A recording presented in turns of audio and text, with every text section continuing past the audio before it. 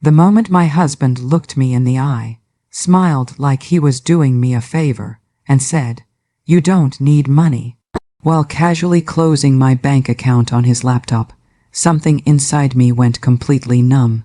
Not angry at first, not even shocked, just numb, like my body understood the danger before my mind could catch up. I remember staring at the screen as my name disappeared, as if erasing a few clicks could erase years of my independence, my work, my identity. He leaned back in his chair, completely calm, and added, "I take care of everything. You're my wife. Why do you need your own money anyway?" That was the exact moment I realized the man I trusted more than anyone else had decided I no longer deserved control over my own life. So tell me honestly, if the person you loved most did that to you, would you have stayed quiet, or would you have started planning your escape? I'm a woman, and this is my story, and before anyone jumps to conclusions, I need you to understand that this didn't start with cruelty. It started with love, or at least what I thought was love.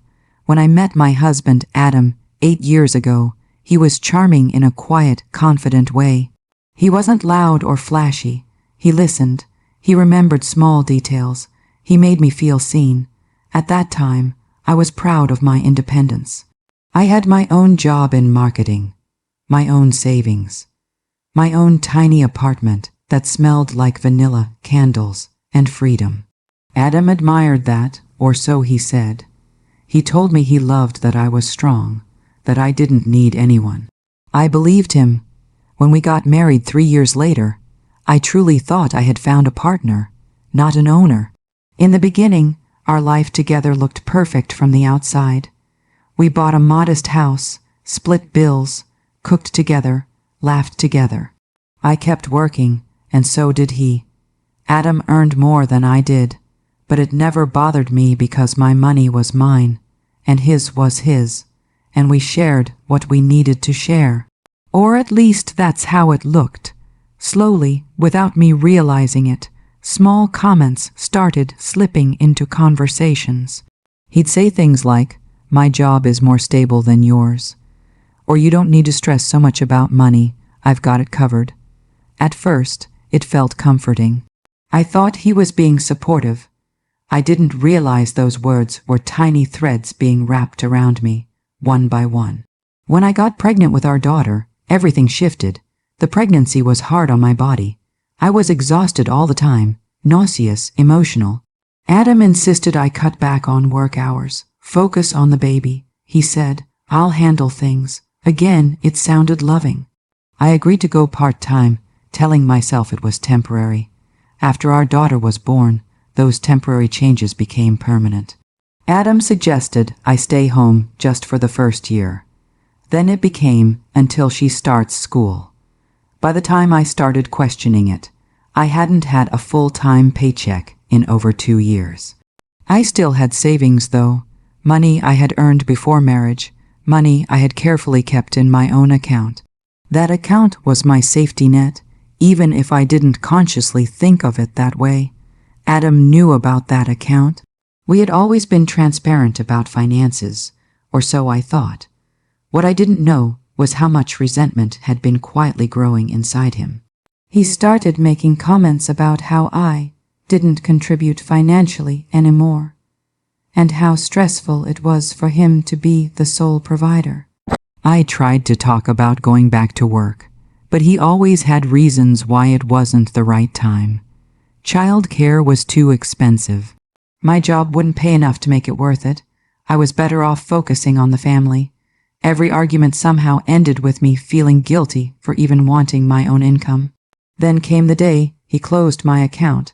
I hadn't even planned on confronting him that morning. I was making coffee when he called me into his home office. He had this oddly serious expression on his face, like a manager calling in an employee.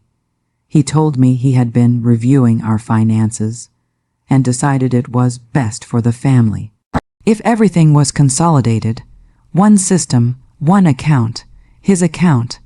I laughed at first, thinking he was joking. When I realized he wasn't, my chest tightened. I told him that money was mine from before we were married. He shrugged and said, "We're married now. There is no yours and mine." I tried to argue. I really did.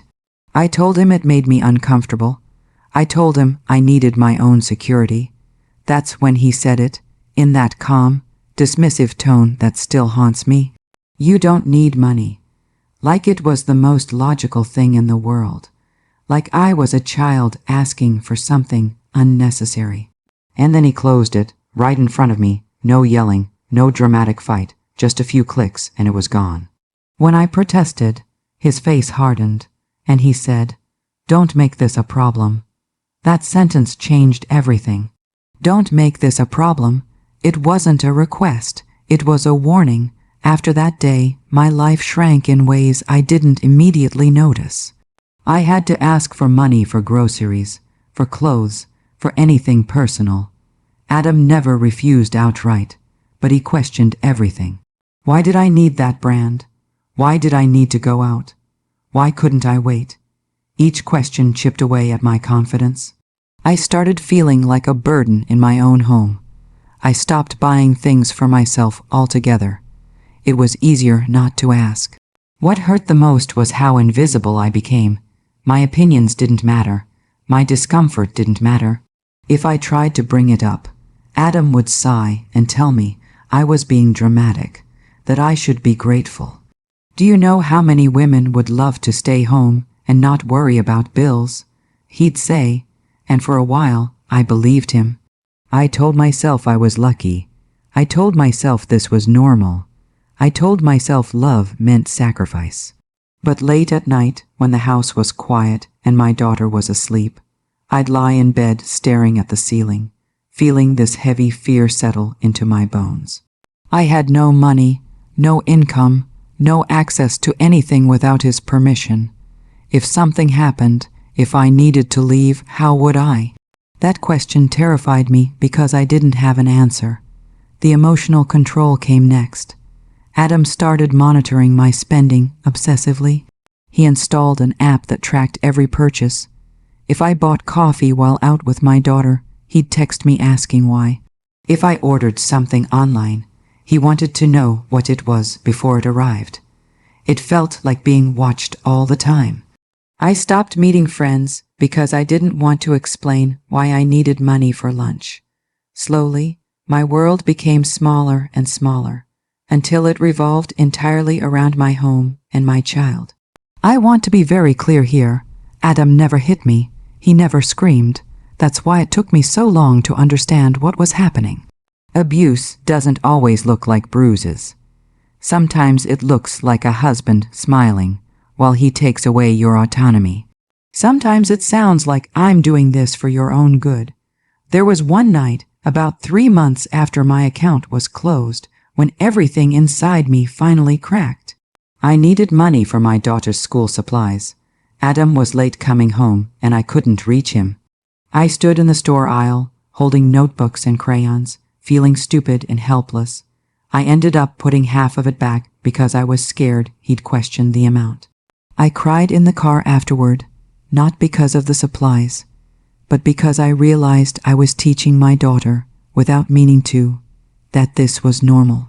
That night I made a decision, not a loud one, not a dramatic one, a quiet, private decision. I decided I would never let my daughter grow up thinking this was what marriage looked like. I didn't know how yet. I didn't have a plan, but something in me woke up. Over the next few weeks, I started paying attention. Really paying attention. I noticed how confident Adam felt, how untouchable. He believed I was trapped. He believed I had no options, and that belief made him careless. He stopped hiding his control. He'd joke about it in front of others, saying things like, "I handle the money. She doesn't need to worry her pretty head about that." People laughed. I smiled. Inside, I was taking notes. I began thinking about skills I still had, about connections I hadn't completely lost, about the woman I used to be before I let myself disappear. I started reading about financial abuse late at night on my phone, with the brightness turned all the way down. Every article felt like it was describing my life. And for the first time, I understood that I wasn't crazy. This wasn't love, this was control. I want to pause here and tell you something important.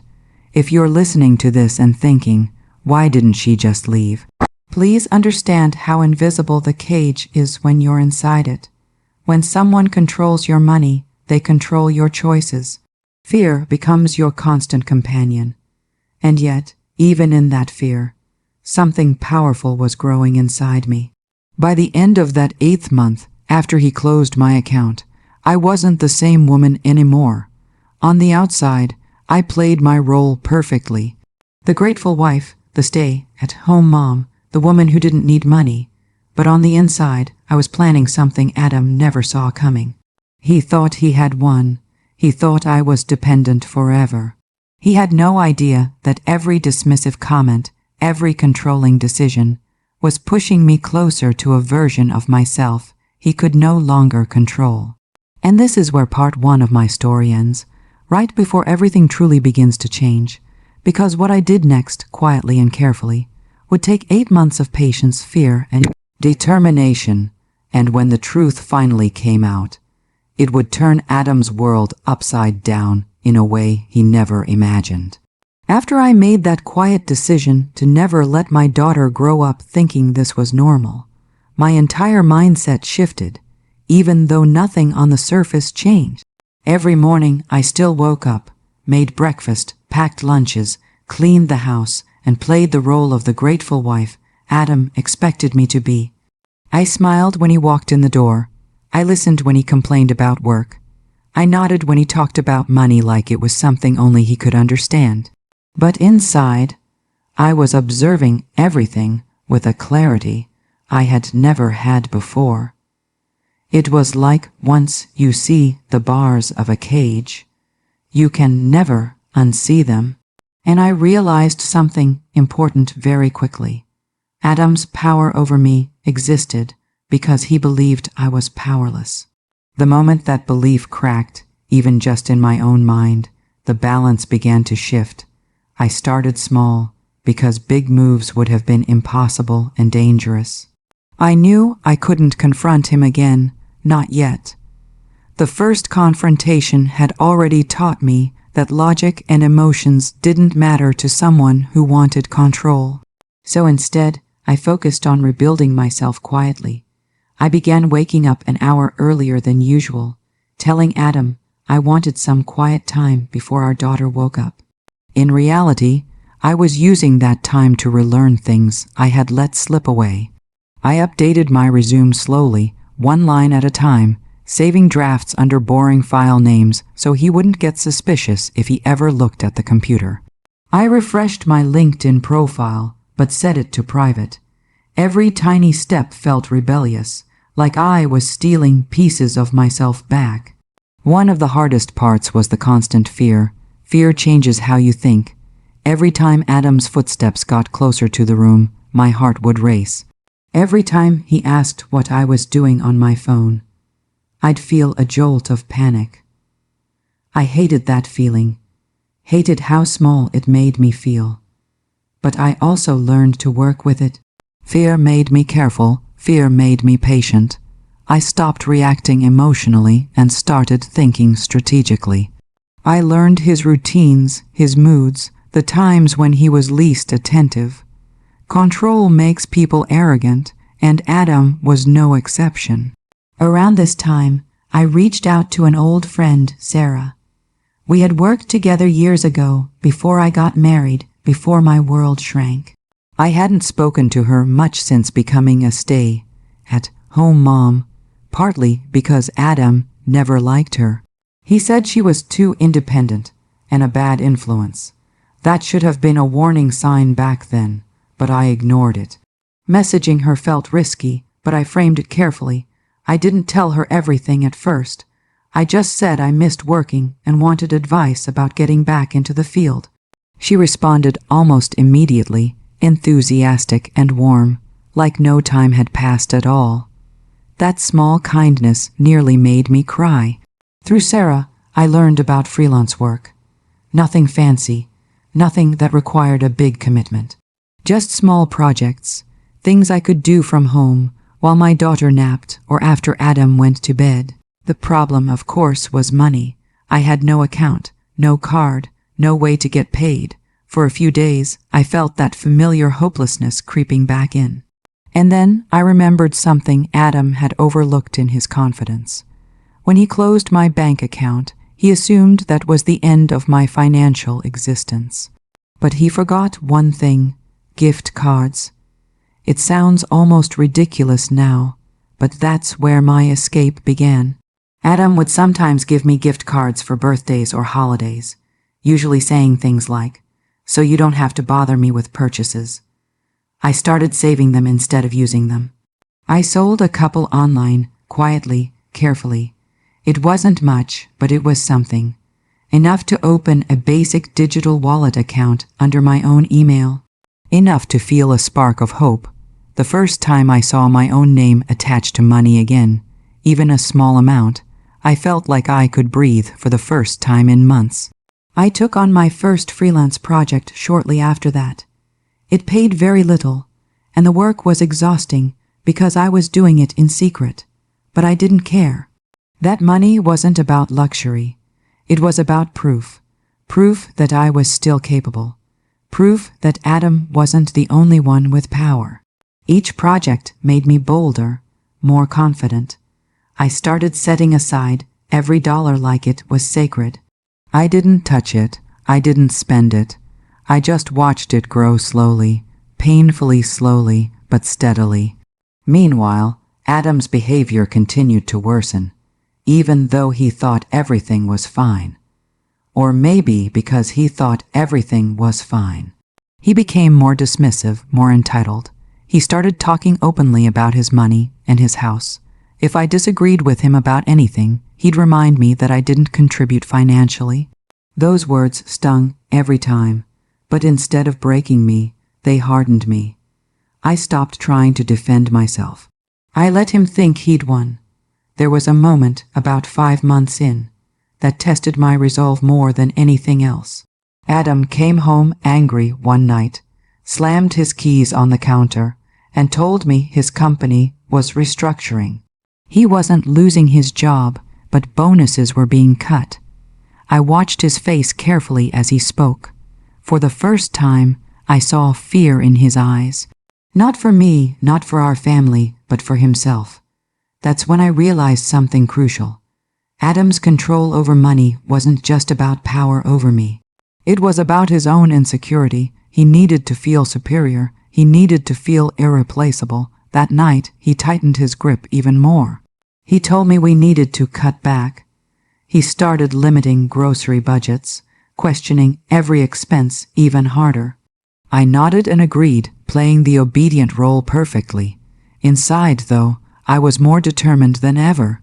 His fear told me I was right to prepare, because if something did happen to his job, I knew exactly who would suffer the most, me and my daughter. As the months went on, the double life I was living became exhausting. By day, I was the dependent wife. By night, I was rebuilding my independence piece by piece. There were times I almost gave up, times when the stress felt unbearable. I missed being honest. I missed being myself. But every time I thought about quitting, I thought about my daughter growing up, watching her mother ask permission to exist. And that thought kept me going. Around the 6th month, Adam made a mistake. He started underestimating me openly. He'd leave his laptop unlocked around me, assuming I wouldn't understand anything financial anyway. He'd talk on the phone about investments and accounts while I was in the room, as if I were invisible. I listened, I learned, I didn't interfere. Knowledge is power, and he was handing it to me without realizing it. This is also when the emotional manipulation escalated. Adam began saying things like, "You'd be lost without me," or "No one would put up with you the way I do." He said it casually, like facts, not insults. Those words were meant to trap me mentally, to make me doubt myself. But by then, they had the opposite effect. They showed me exactly how he saw me, as someone small, weak, dependent. And that meant he would never see what was coming. There was one evening, about 7 months after my account was closed, when Adam sat me down and told me he was thinking of making some big financial decisions as soon. He spoke slowly, deliberately, watching my reaction. I kept my face neutral, my voice calm. Inside, alarm bells were ringing. I realized that whatever he was planning could affect me and my daughter deeply. That night, after he fell asleep, I lay awake replaying his words over and over. I knew I was running out of time. By this point, my secret savings weren't huge, but they were enough to give me options. Not freedom yet, but a door I could open if I had to. I had also quietly reconnected with more people from my past, always careful, always vague. I learned about legal rights, about financial abuse, about what I was entitled to as a wife and mother. Each piece of information felt like armor, and here's the part I really want you to think about. From the outside, nothing looked wrong. We were still married, still living together, still functioning. That's why situations like mine are so dangerous. They hide in plain sight. People assume that if a woman isn't bruised, she isn't being hurt. But control can be just as damaging as violence, sometimes more so, because it convinces you that you deserve it. By the end of the 8th month, Adam was confident, relaxed, almost smug. He believed he had successfully handled me. He believed I had accepted my place. He had no idea that every step he took to tighten his grip was actually pushing me closer to a breaking point that would change everything. I was no longer just surviving. I was preparing, and this is where I need to pause, because what happened next was the turning point. The moment where all the quiet planning, all the fear, all the patience came crashing together into one decision. Before I tell you how Adam's world began to unravel, I want you to ask yourself this.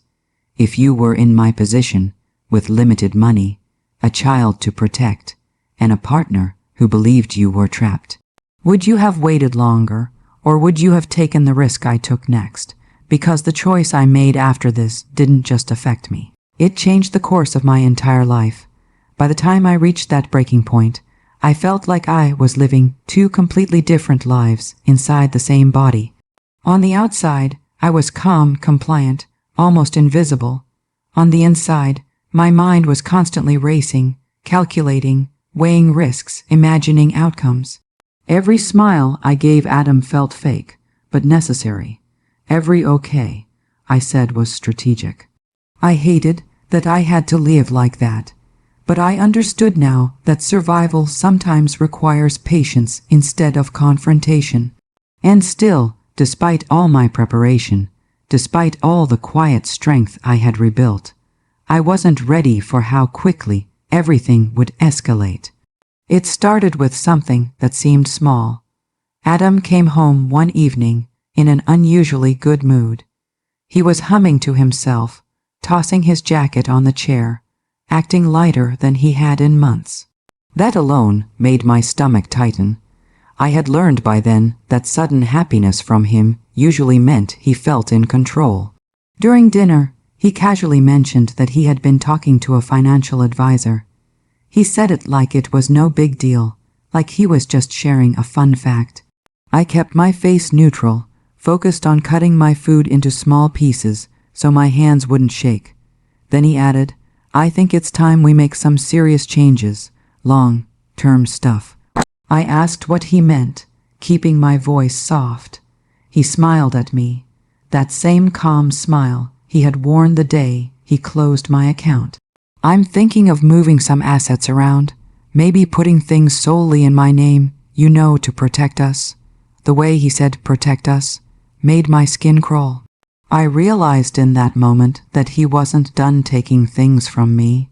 He was preparing to take more, and this time it wouldn't just be money.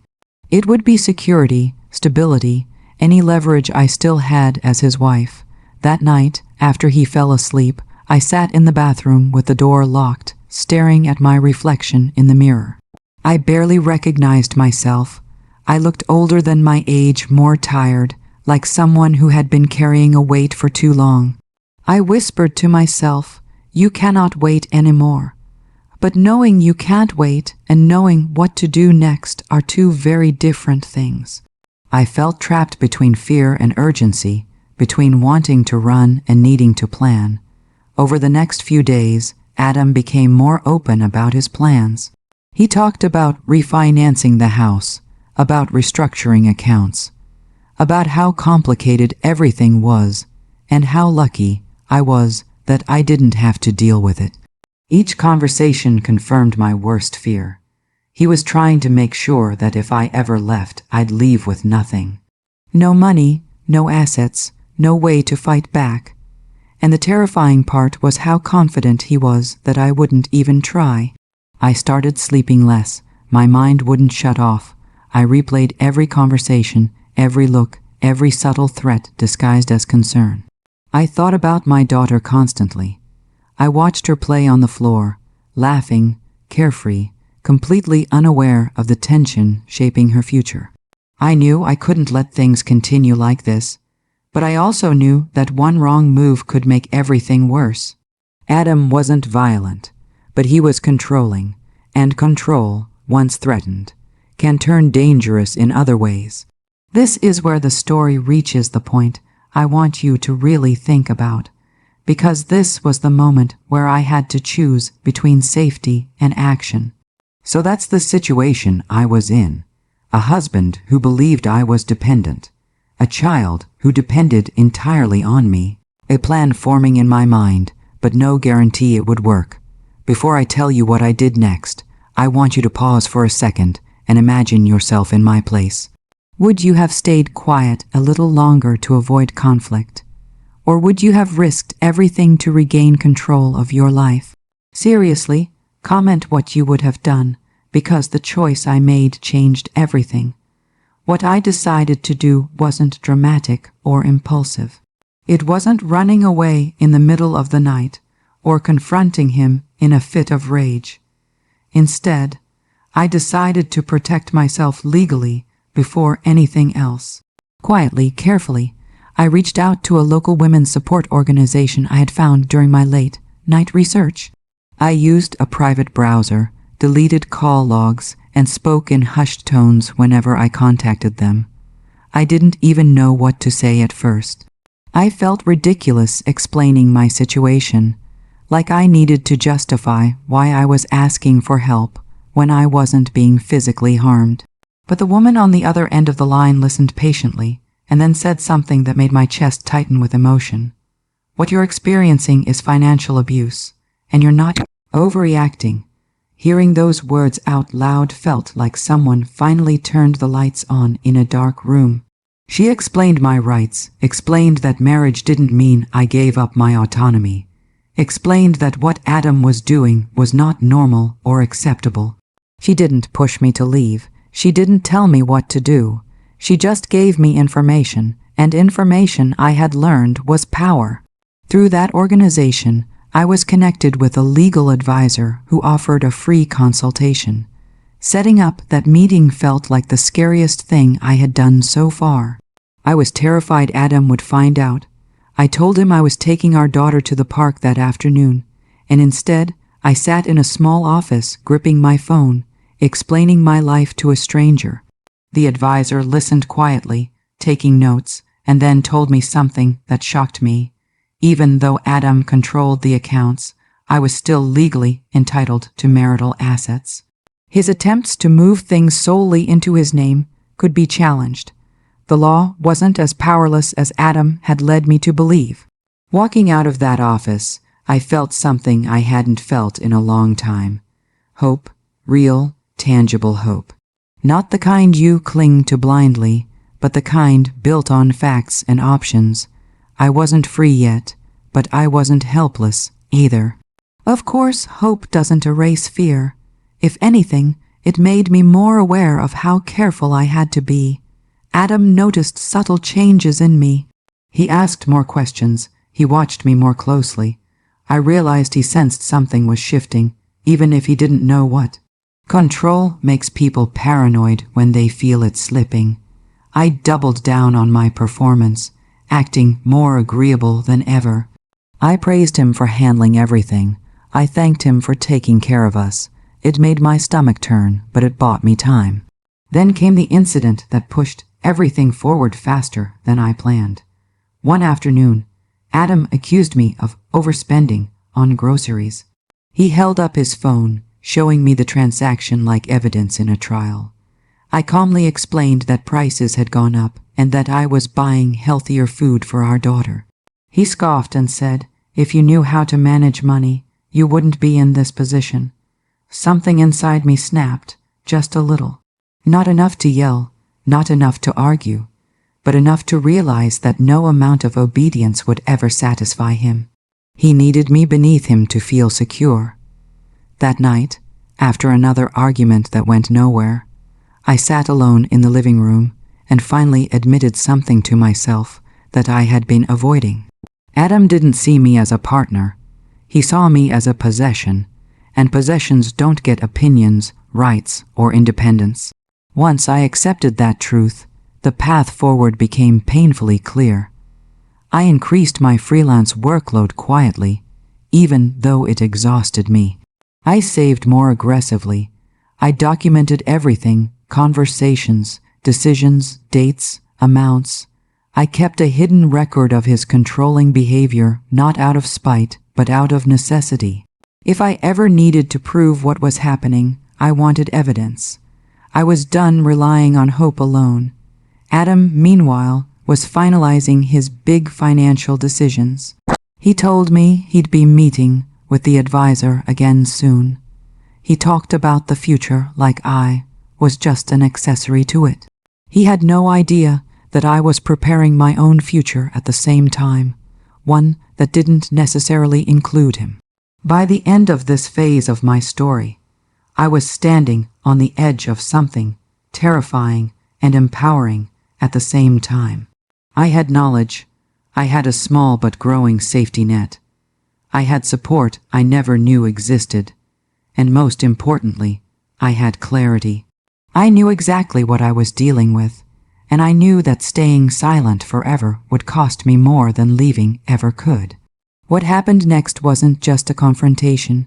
It was a revelation, a moment where Adam's confidence shattered, and the dynamic he worked so hard to control flipped completely. And in part 4, I'm going to tell you exactly how that moment unfolded, how 8 months of quiet endurance turned into a single decision that changed my life, and what happened when my husband finally realized that I did, in fact, need money, and I was done asking for permission to have it. The day everything finally came to a head didn't start with yelling or drama. It started quietly, almost painfully normal, which somehow made it even more terrifying. Adam woke up early, dressed sharper than usual, and told me he had an important meeting with his financial advisor. He kissed our daughter on the forehead, grabbed his briefcase, and before leaving, he looked at me and said, "Today's a big step for our future." The way he said it made my stomach drop because I knew exactly what he meant.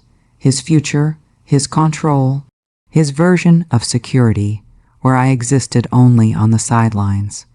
As soon as the door closed behind him, my hands started shaking.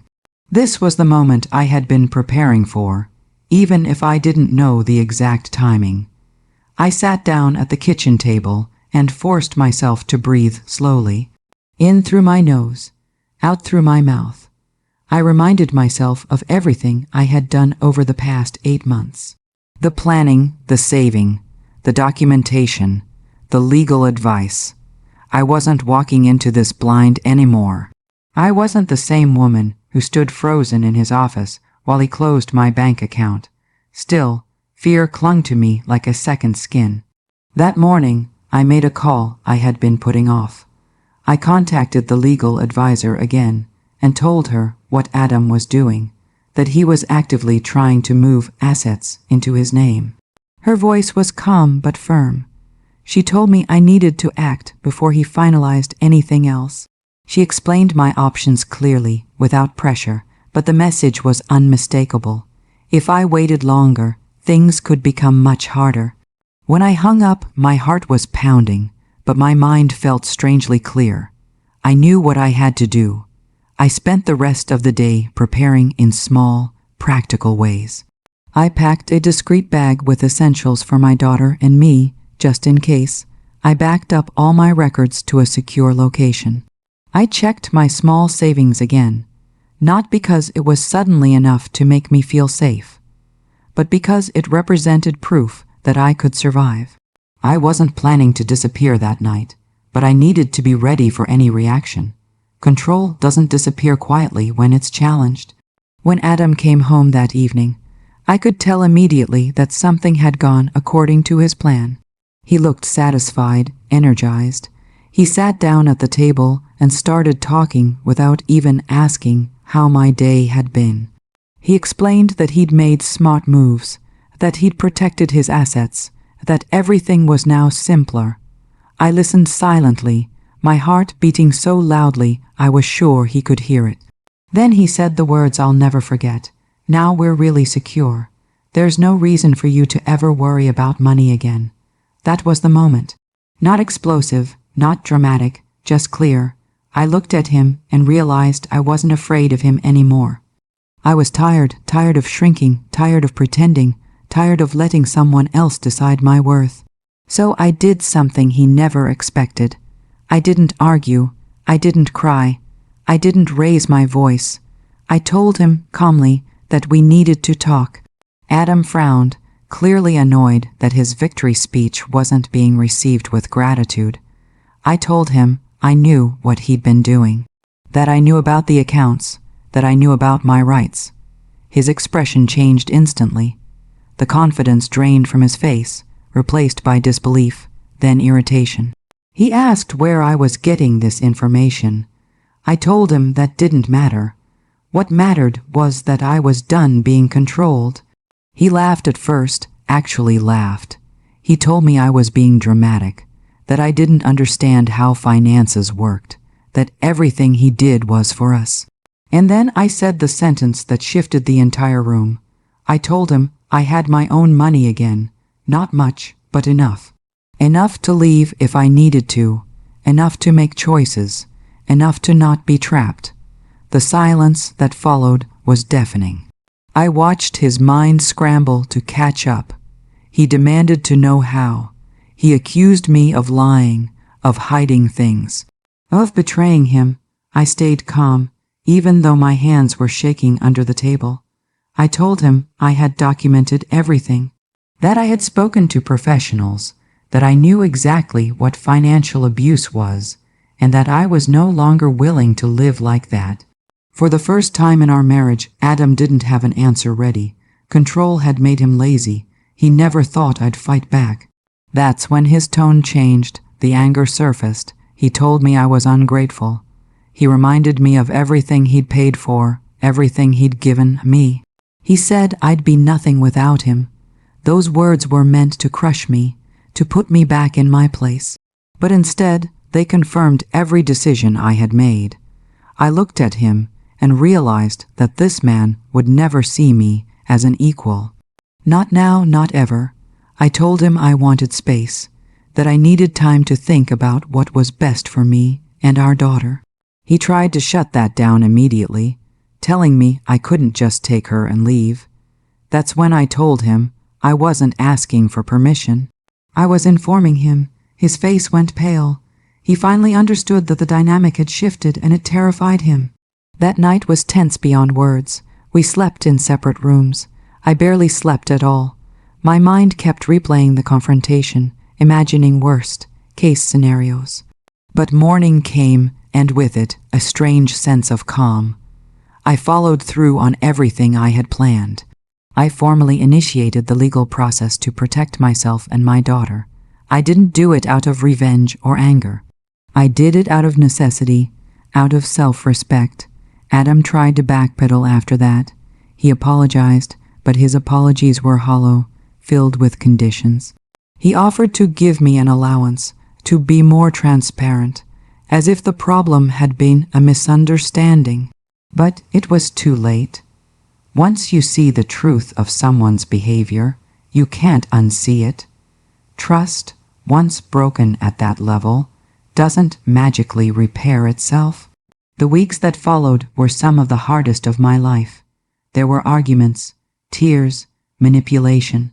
Moments where he tried to guilt me into staying the same, but there were also moments of strength I never knew I had. I leaned on the support I had quietly built. I continued working, continued saving, continued rebuilding myself. Every step forward felt terrifying and empowering at the same time. Eventually, the reality became unavoidable. Adam's control no longer worked, and without it, there wasn't much left holding us together. The marriage I thought I had wasn't real. It was built on imbalance, not partnership. Accepting that was painful, but freeing. By the end of this part of my story, everything had changed. The man who once told me I didn't need money had learned that money wasn't the only thing he had taken from me, and it wasn't the only thing I had reclaimed. In part 5, I'm going to tell you about the aftermath, about how life looked once the dust settled. What this experience taught me about power, independence, and self-worth, and why I will never again let anyone convince me that I don't need the ability to stand on my own 2 feet. The aftermath didn't come all at once. It came in waves, some gentle, some crashing so hard they knocked the breath out of me. When people imagine the end of a controlling relationship, they often picture instant relief, like stepping out of a dark room into sunlight. The truth was messier than that. There was relief, yes, but there was also grief. Grief for the marriage I thought I had, grief for the future I imagined, and grief for the version of myself that stayed silent for so long. Even knowing I had done the right thing, I still had moments where I questioned everything. Adam didn't transform overnight into a villain or suddenly disappear from my life. Instead, he cycled through emotions. One day, he was apologetic, telling me he didn't realize how his actions affected me. The next day, he was cold and distant, acting like I had betrayed him. Then there were moments of anger, moments of self-pity, moments where he tried to remind me of the good times, as if they erased the harm. Watching him struggle with the loss of control was unsettling. It showed me how much of our relationship had been built on power rather than love. The legal process moved slowly, but it moved. Every document I signed felt heavy, like closing a chapter I never expected to end this way. I learned more about finances in those months than I ever had during our marriage. I learned what I was entitled to, what I could fight for, and what wasn't worth the emotional cost. Knowledge again became my shield. Each small win, each step forward, rebuilt a piece of my confidence. The hardest part, without question, was explaining things to my daughter in an age-appropriate way. She was too young to understand the full truth, but she was old enough to sense change. I told her that sometimes adults make mistakes and need time apart to learn how to be better. I made sure she knew every single day that none of this was her fault. Protecting her sense of safety became my top priority. In doing so, I found strength I didn't know I had. Financially, life was tight at first. I won't sugarcoat that. Starting over isn't glamorous. There were nights I lay awake worrying about bills, wondering if I had made a terrible mistake. But even in those moments of stress, there was something different. The fear I felt now was honest. It wasn't the quiet, suffocating fear of being trapped. It was the fear that comes with responsibility and freedom. And I would choose that fear 1,000 times over the other one. Slowly, things improved. My freelance work turned into steady income. I expanded my skills, took on bigger projects, proved to myself that I was capable of supporting my family. The pride I felt when I paid my own bills for the first time was indescribable. It wasn't about the amount of money. It was about ownership, about dignity, about knowing that no one could take that away from me again. Adam and I eventually settled into a new, more distant dynamic centered around co-parenting. It wasn't easy, but it was necessary. Boundaries became my lifeline, clear, firm, non-negotiable. Every time he tried to slip back into old patterns, I reminded myself why I left. I reminded myself of the woman standing frozen in his office 8 months earlier, watching her independence disappear with a few clicks. I promised her I would never let that happen again. Looking back now, the most painful realization is also the most empowering one. Adam didn't take my strength away. I gave it to him piece by piece because I believed love required it. Learning that love and control cannot coexist changed everything for me. True partnership doesn't demand silence or dependence. It encourages growth, autonomy, and respect. If there's one thing I hope you take away from my story, it's this. Money isn't just money. It's choice, it's safety, it's the ability to say no. When someone tells you that you don't need it, what they're really saying is that they want you to need them instead. And that is a dangerous place to be. So now I want to ask you, honestly, after hearing everything, do you think I was wrong for fighting back? Do you think I should have stayed quiet and grateful? Or do you believe, like I do, that everyone deserves the means to stand on their own 2 feet? Like this video if you were on my side, because it helps more people hear stories like this. Subscribe for more real, emotional stories about life, relationships, and the moments that change us forever. And share your final thoughts on this whole mess in the comments section, because I read every single one. Thank you for listening to my story. I'll see you all in the next one.